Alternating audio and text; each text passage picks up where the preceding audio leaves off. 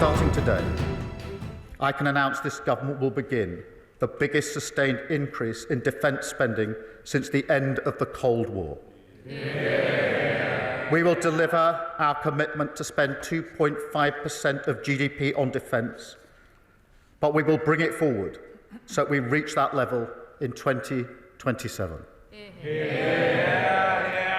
And we will maintain that for the rest of this Parliament. And let me spell that out, Mr. Speaker. That means spending £13.4 billion more on defence every year from 2027.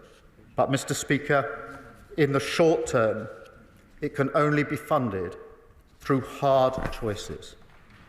And in this case, that means we will cut our spending on development assistance, moving from 0.5% of GNI today to 0.3% in 2027, fully funding our increased investment in defence.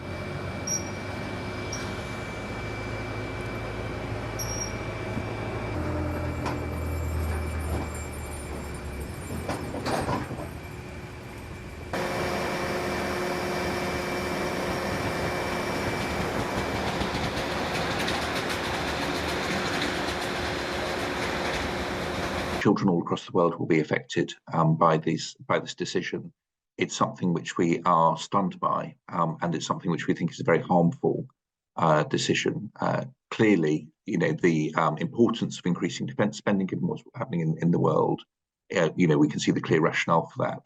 But defence spending and development spending are not alternatives to each other. They are things that go hand in hand to help to improve our national security.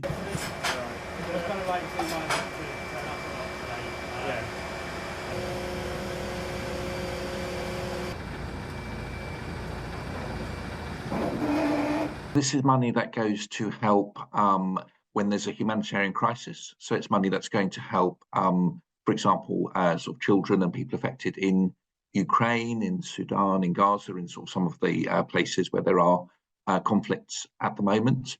And it's also something which money gets spent on programs which help to sort of build strong communities and help people to get out of poverty, but also which are proven to help prevent future crises. So it's sort of particularly short-sighted to sort of take that money away.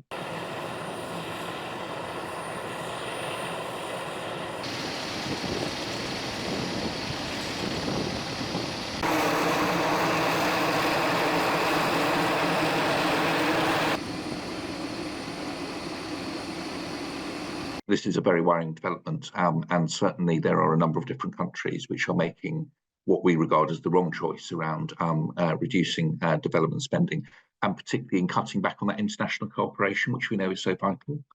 And what is going to be really important is that there is this recognition that we do need, the times we are in require more international cooperation, not less international cooperation, and absolutely to make sure there is a sort of strong investment in national security.